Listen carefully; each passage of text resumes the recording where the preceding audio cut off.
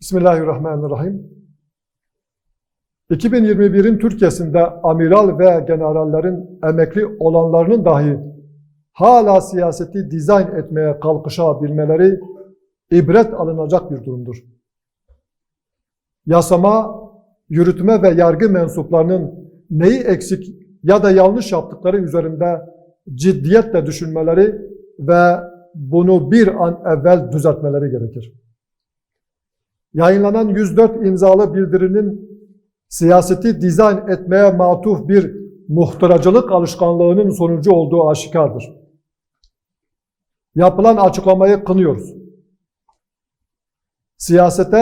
Siyaset kurumunun meşru yolları ve sandıklar dışındaki yöntemlerle darbe imalı gece yarısı bildirileri ile ayar verme girişimleri asla kabul edilemez.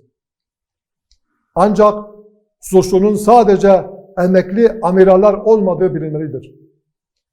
104 emekli amiralin rastlantı sonucu bir araya gelip bu metni hazırladıkları söylenemeyeceğine göre bu işin arkasındaki muharrik gücün de mutlaka tespit edilmesi gerekir.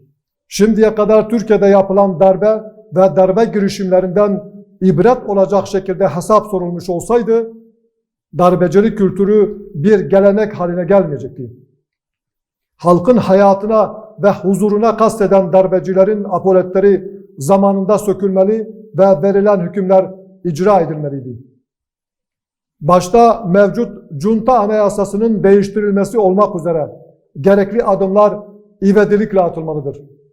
Zira bundan önceki darbecilerde olduğu gibi son bildiriyi yayınlayan zevat da gücünü ve yetkisini mevcut junta anayasasından aldığına işaret etmektedir. Yayınlanan bildiriye imza atanlar hakkında yasal işlemler hemen yapılmalı ve kamu vicdanını rahatlatacak bir yargı süreci işletilmelidir.